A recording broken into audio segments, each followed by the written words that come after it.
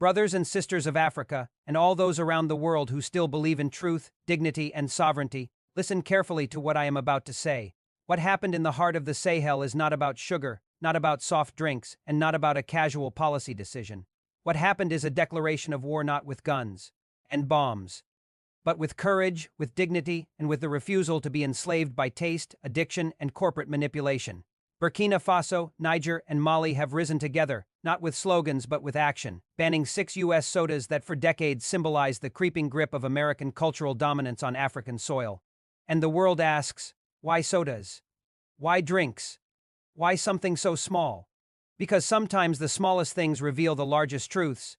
These sodas are not harmless refreshments. They are tools of dependency, Trojan horses of influence, sweet poisons that carry not only sugar but the hidden weight of a global system designed to keep Africa consuming and the West controlling.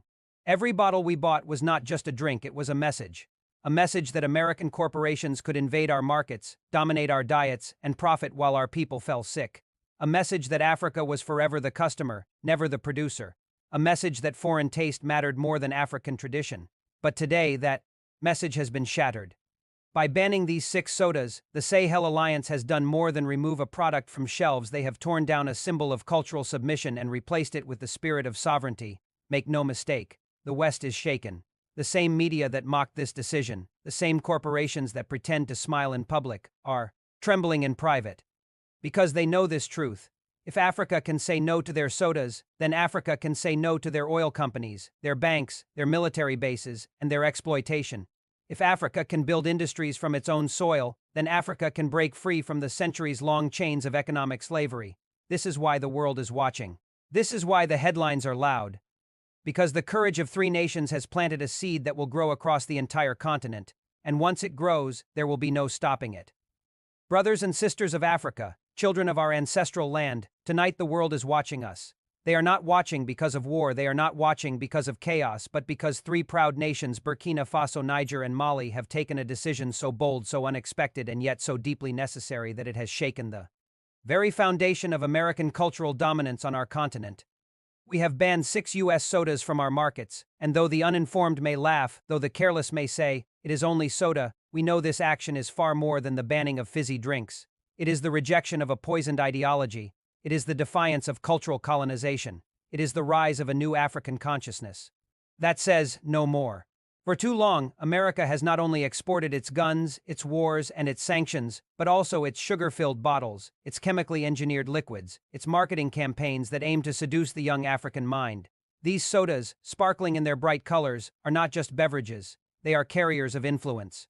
They are weapons of culture designed to occupy the palate, the imagination, and eventually the very identity of a people. When a child in Bamako drinks from that red can, when a student in Niamey sips that green bottle, when a young worker in Ouagadougou gulps down that orange-colored liquid, they are not just drinking sweetness, they are swallowing the illusion of America's superiority. But now, Africa has woken up. Now, the Sahel has spoken. Burkina Faso, Niger, and Mali are saying to America and the West, we will no longer consume your lies disguised as refreshments.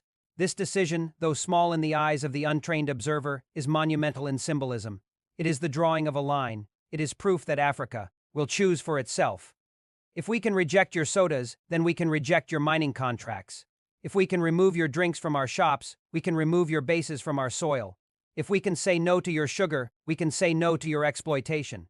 The world must understand that this is not simply about health, though health is at the center. Generations of our people have suffered the slow poison of diabetes, obesity, kidney failure, all while American corporations profit. They plant the seeds of disease in Africa and then return with their pharmaceutical companies, eager to sell us pills, insulin, and treatments at high prices. They poison us with one hand and profit from the cure with the other. Is this not economic slavery disguised as free trade? Is this not modern colonization disguised as globalization? By banning these sodas, we have cut one chain. By banning these sodas, we have smashed one link in the system of exploitation, and let no one misunderstand us. This is only the beginning. Today, the U.S. ambassador looks at us with confusion. The corporations lobby their politicians in Washington, asking, how could 3 African nations dare to challenge us? It is only soda. But behind those polished offices, behind those cold boardrooms, they tremble. They know what it means. They know the symbolism. They know that this spark could ignite a fire that spreads across Africa. Because if Burkina Faso, Niger, and Mali can say no, then tomorrow Ghana will say no, Nigeria will say no, Senegal will say no. The day is coming when the entire continent will refuse to bow before the false gods of Western consumption. And let us be clear, this is not about rejecting modernity. No, Africa does not reject progress. Africa does not reject technology. Africa does not reject trade. What we reject is dependency. What we reject is the idea that our markets should be dominated by products we do not control, by brands we do not own, by tastes that are manufactured in laboratories thousands of miles away, while our own fruits rot in the sun. Why should our children drink American sodas while mangoes, guavas, hibiscus, and baobab lie unused in our villages? Why should we import sugar water when we can produce natural juices, healthier and more delicious, that represent our land, our people, and our identity? This ban is not just a rejection, it is an invitation. An invitation to African farmers to rise, an invitation to African entrepreneurs to innovate, an invitation to African scientists to create. Imagine a Burkina Faso drink powered by hibiscus, a Nigerian juice made of dates, a Malian beverage infused with the richness of baobab. Imagine African-owned factories employing African workers, supplying African markets with African products. This is the vision that terrifies the West, because they know that if Africa drinks Africa, if Africa eats Africa, then Africa will feed itself, clothe itself, and finally free itself. Make no mistake, my brothers and sisters, America will retaliate. They may call it a violation of trade agreements. They may use their media to ridicule us. They may attempt to bribe officials, to divide governments, to incite unrest. But we are ready. We are prepared, because this struggle is not just about soda, it is about sovereignty. Every can removed from a shelf is a flag planted for independence. Every bottle rejected is a declaration of freedom. Every sip denied to an American company is a sip given to African dignity. Tonight, Burkina Faso, Niger, and Mali stand tall, but we do not stand alone. We call on Africa, from Cape to Cairo, from Dakar to Dar es Salaam. Reclaim your markets, reclaim your tastes, reclaim your future. Let no corporation dictate what your children consume. Let no foreign brand shape your identity. Let us be the generation that finally broke the invisible chains of cultural colonization. This is why the ban matters. This is why the world is watching. This is why America trembles. Not because they have lost a soda market, but because they have lost control of the African imagination. And when the African imagination is free, the African people are unstoppable. Allow me to go deeper, because the decision of Burkina Faso, Niger, and Mali is not an isolated act. It is a spark that is already beginning to set fire to the dry grass of foreign domination across Africa. The banning of 6 U.S. sodas may appear, to the Western eye, as insignificant, even comical. They laugh in their media headlines, calling it a tantrum, a symbolic protest, or an anti-American fad. But here is what they fail to understand. Empires have never fallen because of one great earthquake. Empires fall because of the little cracks, the tremors, the small rebellions that accumulate until the walls of domination collapse under their own arrogance. This ban is such a crack, and it is growing. The Americans are not panicking because they have lost a few $1 million in soda sales. No, their panic comes from the realization that their cultural grip is weakening. You see, for decades, the U.S. has built its influence in Africa not just through its military bases, not just through its aid packages, not just through its debt traps, but through culture, what they proudly call soft power. They export music, films, fashion, and yes, food and drink. Their soda brands are more than drinks. They are symbols of a lifestyle, carriers of an identity, ambassadors of an empire. To reject them is to reject the illusion of America's invincibility. Think about it. When a teenager in Niamey walks through the market with a U.S. soda in hand, he is not just holding a drink. He is holding a piece of propaganda. He is subconsciously told that what comes from America is superior, that to be modern is to be American, that to be successful is to consume what the West consumes. This is how cultural dependency is created. This is how minds are colonized, and this is why the rejection of these sodas shakes Washington more deeply than some may realize. It is a rejection of identity manipulation. It is the cutting of the umbilical cord of dependency. But let us go further. Economically, the banning of these sodas is a declaration of war against the system of dependency designed by multinational corporations. Do you know what these sodas are made of? Sugar, artificial coloring, carbonated water, and chemical flavors. All of these ingredients exist in Africa, yet the production, branding, distribution, and profits are controlled in New York, Atlanta, or London. Africans consume. Americans profit. It is the same structure as colonialism, only packaged with a colorful label and advertised by smiling celebrities. Now imagine the shift that is about to take place. With these bans, space has been created for African beverages, for local industries to rise. Farmers will have new markets for their hibiscus, their ginger, their tamarind, their baobab fruits. Young African entrepreneurs will find inspiration to create local brands that carry African names, African tastes, and African pride. Factories will emerge, employing thousands of workers, circulating wealth within our nations instead of draining it overseas. This is not just about drinks. It is about building an economy rooted in self-reliance. The Americans know this. They know that if African nations begin to replace their products with local alternatives, the next step will be replacing imported clothes with African textiles, replacing imported technology with African innovation, replacing imported medicine with African research. It is a domino effect that terrifies them because it means the billions they extract from Africa annually will begin to dry up, and do not think that America will accept this quietly. History teaches us that whenever Africa dares to resist dependency, the empire retaliates. When Kwame Nkrumah sought to industrialize Ghana, he was overthrown. When Thomas Sankara spoke of self-reliance and rejected Western loans, he was assassinated. When Patrice Lumumba sought to free Congo's economy from foreign domination, he was eliminated. Today, Burkina Faso, Niger, and Mali face that same danger. But this time, something is different. This time, the people are awake. This time, unity is growing. This time, three nations stand together as one, refusing to be divided. My people, let us not underestimate what this moment means. A ban on 6 sodas is not just policy. It is a rehearsal for bigger battles. If we succeed here, we will succeed elsewhere.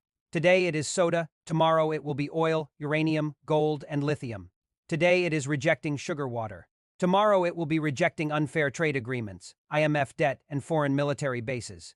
Today it is a ban on beverages. Tomorrow it is the reclaiming of Africa's destiny, but we must also understand the cultural importance of this act. The West has always controlled not only what we consume, but how we dream. Hollywood movies show us that success looks like America. Western advertising tells us that beauty looks like America. Their brands whisper to us that happiness tastes like America. With this ban, we are silencing those whispers. We are telling our people, your joy is not found in an imported bottle. Your dignity is not defined by foreign sugar. Your beauty, your success, your dreams must be African. Brothers and sisters, some may ask, is this too small a step to matter? Let us remember, great revolutions have always begun with small acts of defiance. When Gandhi rejected British salt, it seemed trivial, yet it led to the unraveling of an empire. When African students in Soweto said no to learning in Afrikaans, it seemed small, yet it fueled the fire of liberation. When Sankara planted trees and rode a bicycle, it seemed symbolic, yet it became the model of self-reliance. Do not underestimate the power of symbolism. A soda may be small, but the courage to ban it is monumental, and let us not forget health. We must not be ashamed to say it. These American sodas have poisoned our people. The rise of diabetes in African cities, the weakening of our immune systems, the dental destruction among our youth, these are not accidents. These are the consequences of foreign corporations prioritizing profit over human life. When they marketed these sodas to our people, they did not care about our health. They cared about our wallets. This ban is also a reclaiming of our health, a protection of our children, a shield for future generations. What dignity do we have if we allow our children to be sick while others profit? But brothers and sisters, let us look beyond even Africa. The world is watching. Nations in Asia, in Latin America, in the Middle East are watching closely. If Africa succeeds in reclaiming its markets, if Africa dares to reject dependency, they too will be inspired. This is not just an African struggle. It is part of a global wave against imperial domination. Today, it begins with sodas in the Sahel. Tomorrow, it may be fast food in Asia, pharmaceuticals in Latin America, or technology in the Middle East. The empire is shaking not because of what we banned, but because of what this ban represents: a world that refuses to be enslaved by corporations. And so, let me say this clearly, Burkina Faso, Niger, and Mali are not at war with the American people. No, we are not enemies of ordinary workers in Atlanta or New York. Our struggle is not against individuals, but against systems of exploitation. We reject the corporations that see Africa as a dumping ground. We reject the governments that protect them while pretending to be partners. We reject the media that mocks our decisions while ignoring our suffering. We reject the idea that Africa must always be the last in line, the consumer, the beggar, the subordinate. We must now ask ourselves, what comes next? Will this ban remain symbolic, or will we transform it into a movement? The answer lies in our unity. Burkina Faso, Niger, and Mali have set the example. But one tree does not make a forest. We need Nigeria with its massive population. We need Ghana, with its proud history. We need Kenya, with its strategic economy. We need South Africa, with its industrial base. We need Egypt, with its global influence. When the whole of Africa stands, the West will no longer laugh, they will tremble. Because the day Africa truly unites economically, culturally, and politically is the day the empire dies. This ban, therefore, is a call to action. It is not enough to stop drinking U.S. sodas. We must begin drinking Africa. Support local farmers. Support local industries. Support African brands. Let every sip remind us of our independence. Let every taste remind us of our pride. Let every bottle remind us of the blood of our ancestors who fought so that we could be free. Burkina Faso, Niger, Mali, our message is clear. We are not slaves to taste. We are not slaves to marketing. We are not slaves to America. We are Africa, and Africa chooses freedom. The echo of this monumental decision continues to reverberate far beyond the borders of Burkina Faso, Niger, and Mali. What the world once perceived as just sodas has revealed itself as much more a symbol of cultural dominance, economic dependency, and colonial continuity, hidden in plain sight within everyday consumer choices. The ban is not merely about 6 sugary drinks being pushed out of African markets. It is about the reclamation of dignity, sovereignty, and the power of choice. For decades, Africa was a dumping ground for products that held little nutritional value but carried immense psychological weight. These sodas weren't just beverages, they were billboards of American influence, advertising that Western culture was superior, Western tastes were universal, and Western corporations would forever hold the keys to African markets. Every bottle purchased was not just an act of consumption. It was participation in a system of economic imbalance.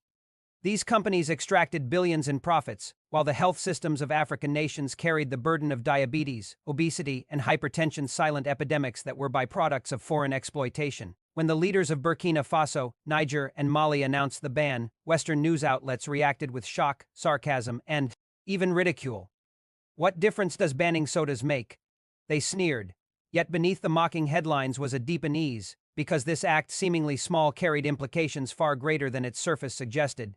It represented a declaration that Africa is no longer afraid to cut ties, no longer hesitant to reject products, policies, and powers that undermine the continent's health and future. The boldness of this move sparked discussions across the African continent. In Ghana, Kenya, Tanzania, and South Africa, health advocates began openly questioning why their own nations still allow foreign corporations to monopolize their food and beverage sectors. African farmers began envisioning alternatives, not just competing products, but entirely new industries that celebrate indigenous ingredients, flavors, and cultures. Imagine beverages made from baobab, hibiscus, ginger, moringa, sorghum, millet, shea, and tamarind, all rich in nutrients, deeply tied to African heritage, and capable of creating vast supply chains that keep wealth circulating within African economies.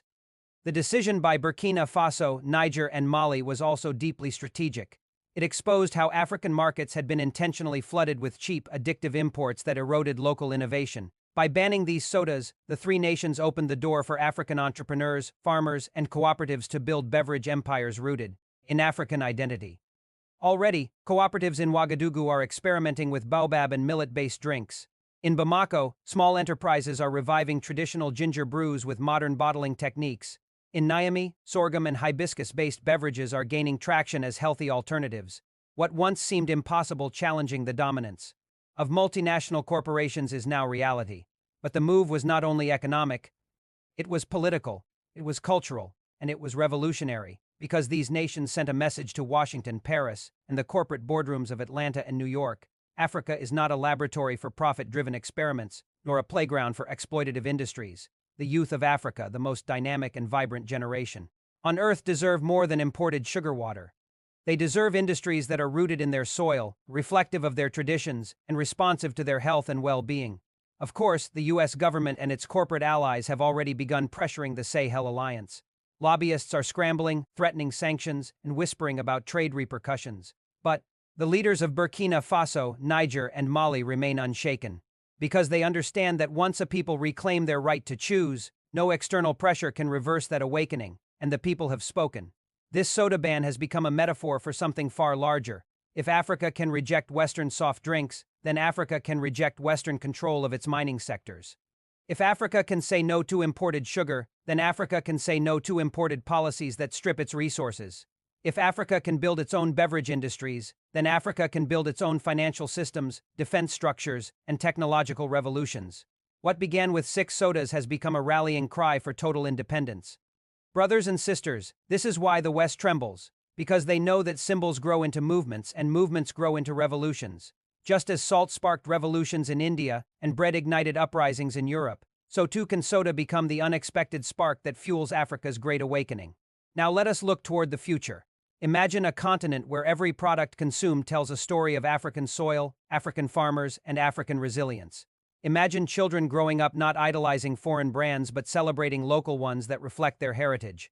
Imagine the wealth generated from these industries funding schools, hospitals, and infrastructure not lining the pockets of distant shareholders. The rejection of 6 sodas is a rejection of a mindset. It is the refusal to be told what Africa must eat, drink, or dream. It is the rediscovery of pride, the reaffirmation of sovereignty, and the birth of a new chapter in the Pan-African Revolution. And so, as we conclude, let us remember this. Revolutions do not always begin with gunfire or grand declarations. Sometimes they begin quietly with the refusal of a simple product, but from that refusal grows a fire, and from that fire, a movement unstoppable. Today it is sodas. Tomorrow it may be foreign banks, foreign military bases, or foreign exploitation of minerals. One by one, Africa will stand, reject, and replace. And when that day comes when Africa feeds itself, heals itself, and powers itself, the world will no longer laugh. The world will listen. The world will follow. The time is here. The decision is made. The path is clear. Africa will no longer drink from the poisoned well of dependency. Africa will drink from its own rivers, its own soil, its own creations. And from that, a new Africa will rise sovereign, strong, and free.